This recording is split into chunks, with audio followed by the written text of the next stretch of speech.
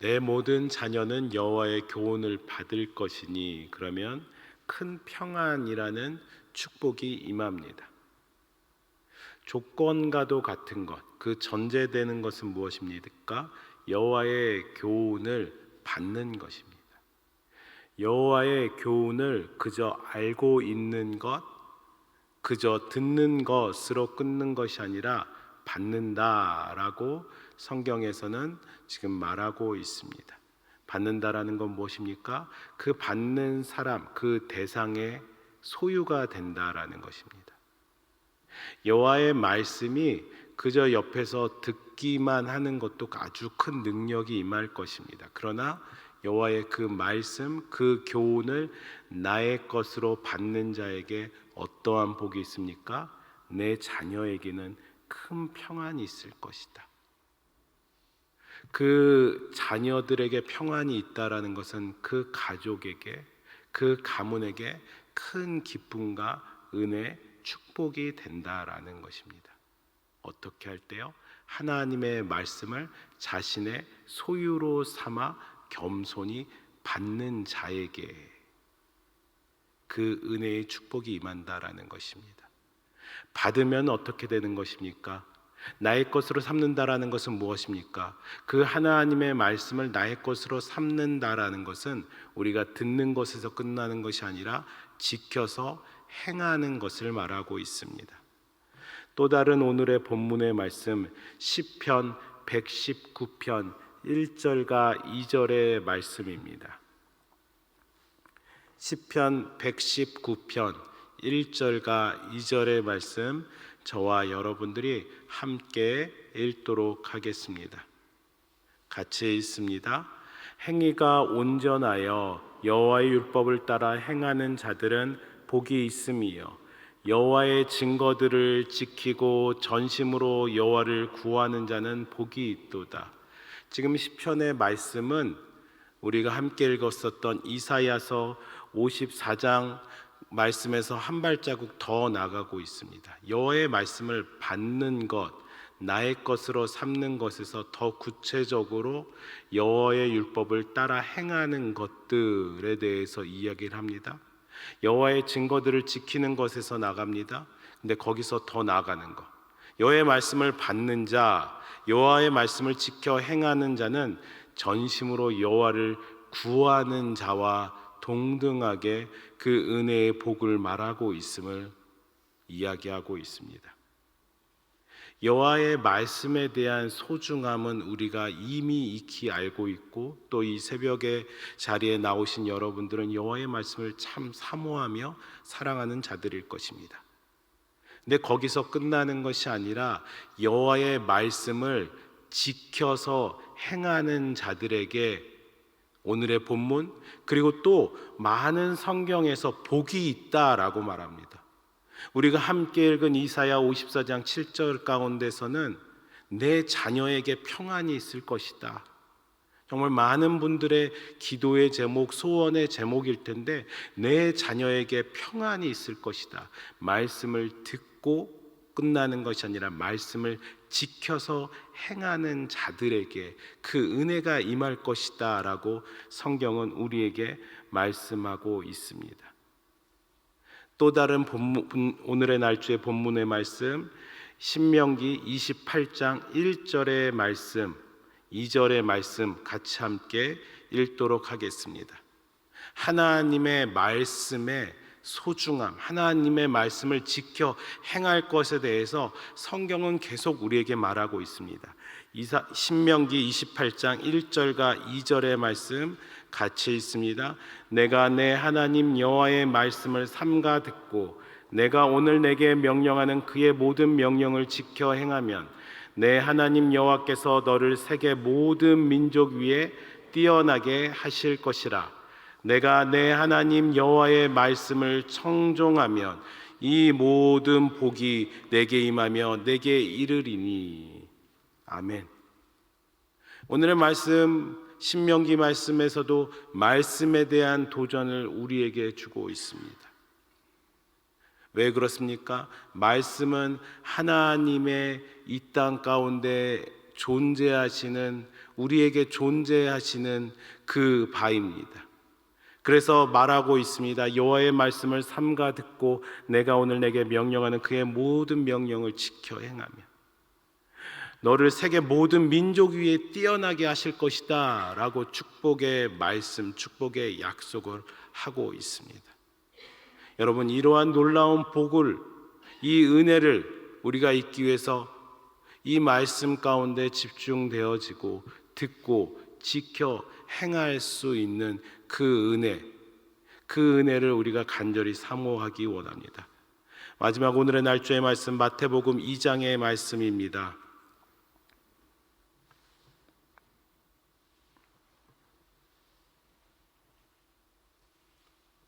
우리가 너무 잘 아는 본문의 말씀인데요, 마태복음 2장 1절, 2절, 3절의 말씀을 같이 함께 읽겠습니다.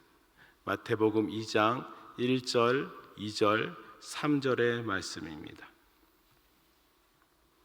같이 읽습니다. 헤롯 왕 때에 예수께서 유대 베들레헴에 나심에 동방으로부터 박사들이 예루살렘에 이르러 말하되 유대인의 왕으로 나신 이가 어디 계시냐? 우리가 동방에서 그의 별을 보고 그에게 경배하러 왔노라 하니 헤롯 왕과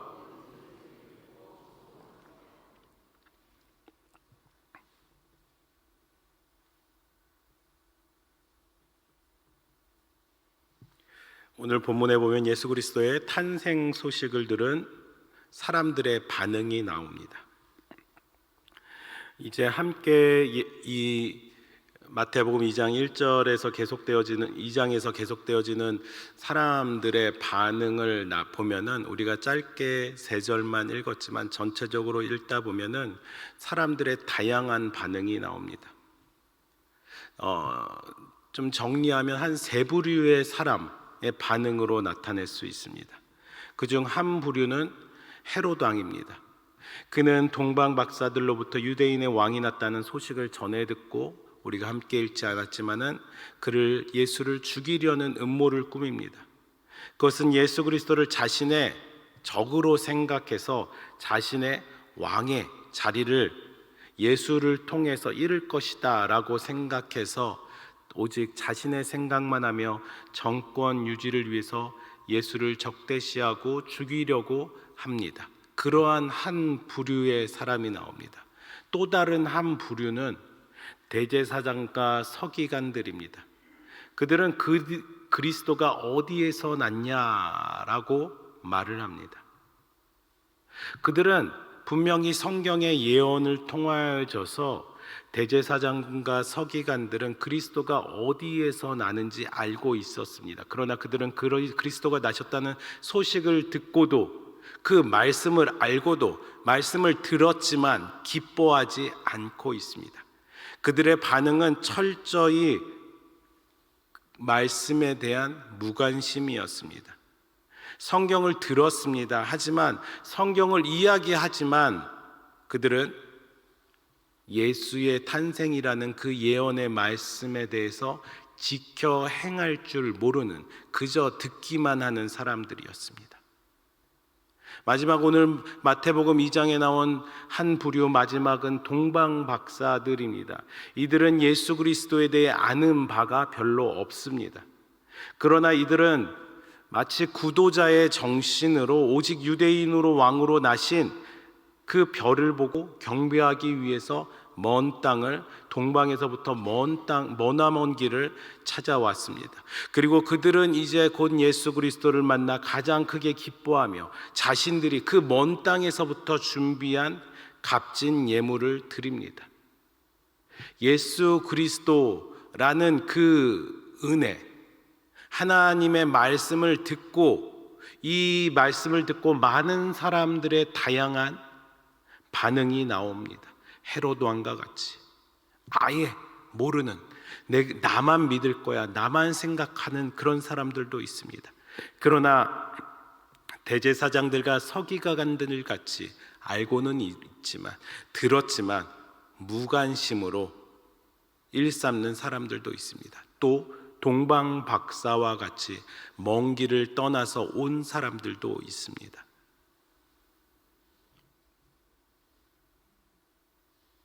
이제 마태복음 2장 2절에서 5절까지 보면은 메시아의 탄생 소식을 듣고 많은 사람들의 반응이 나오는데, 우린 여기서 진정한 구원이라는 복이 어떤 사람들에게 임하는지 보게 됩니다.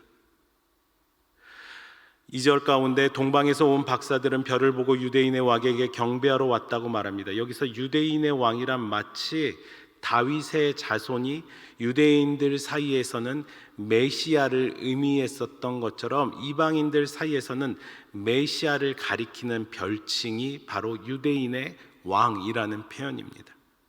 그러므로 동방 박사들은 메시아에 대해 아는 것이 별로 없었지만, 그저 잠깐 들은 말씀이었지만 메시아, 이 땅을 구원하러 오신 그 별을 보고 경배하기 위해서 동방으로부터 찾아옵니다. 반면 3절에서 5절 헤롯 왕, 유대인 서기관들은 메시아의 탄생 소식을 듣고도 전혀 기뻐하지 않습니다. 스스로 유대인의 왕으로 자처하는 헤롯은 오히려 메시아의 탄생 소식을 듣고 놀랍니다. 두려워합니다. 그리고 우리가 함께 읽지 않았지만 이후 연결되어지는 13절 18절에 보면은 메시아를 제거하기 위해서 실제적으로 끔찍한 일을 행합니다. 그리고 유대인들, 특히 대제사장들과 서기관들은 누구보다도 성경에 대해서 능통한 자들입니다. 말씀에 대해서 들은 자들이지만 별다른 반응을 보이지 않습니다. 그들은 헤롯의 질문에 정확하게 메시아의 탄생에 대한 예언의 말씀은 합니다. 가르쳐 줍니다. 알기 때문에, 들었기 때문에. 하지만 그 메시아 예수 그리스도에 대한 기쁨은 전혀 나타나지 않고 있습니다. 그렇다면 여러분, 이러한 다양한 부류 가운데 어떤 사람들이 하나님의 복을 받습니까? 어떤 사람이 하나님의 은혜를 입습니까? 메시아의 탄생 소식을 들은 예루살렘의 모든 사람들, 그 이야기를 들었을 것입니다. 온 성이, 예루살렘 성이 그 소식을 다 들었다라고 성경은 말합니다. 그 소식을 듣지 못한 사람은 한 명도 없었습니다. 그럼에도 불구하고 그 반응이 모두 제각각이었습니다. 다만 기쁨으로 그리스도께 경배했던 동방의 박사들만이, 유대인의 왕이 이 땅의 메시아다라는 그 짧은 그 이야기를 들은, 성경에 비할 수도 없는 그 짧은 이야기, 마치 우리가 예수 믿으세요, 예수 믿으면 구원받습니다 라는 길거리 이야기 같이 그냥 그 짧은 말을 들은 동방 박사들이 하나님의 은혜, 하나님의 축복을 받습니다.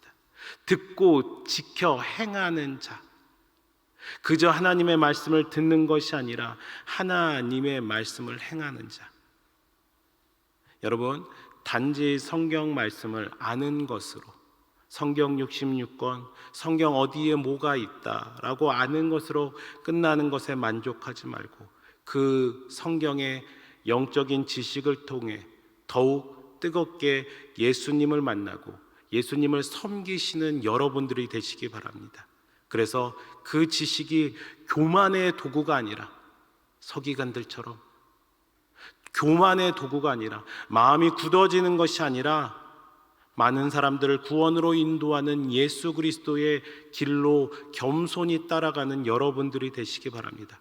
우리를 진정 구원으로 인도하는 것은 논리적인 냉랭한 머리의 지식이 아니라 주님을 향하는 그 뜨거운 가슴의 열정임을, 그 예수님을 사랑하는 것임을 잊지 마시고 오늘 하루 살아가시면서 그 하나님의 말씀을 사랑하고 또 지켜서 행할 수 있는 은혜 입은 해림의 성도님들이 되시길 주의 이름으로 축복합니다.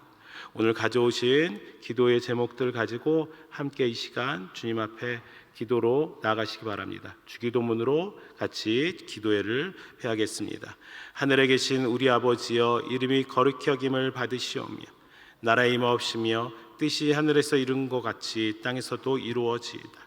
오늘날 우리에게 일용할 양식을 주옵시고 우리가 우리에게 죄 지은 자를 사여 준 것 같이 우리 죄를 사여 주옵시고 우리를 시험에 들게 하지 마옵시고 다만 악에서 구하옵소서. 대개 나라와 권세와 영광이 아버지께 영원히 있사옵나이다. 아멘.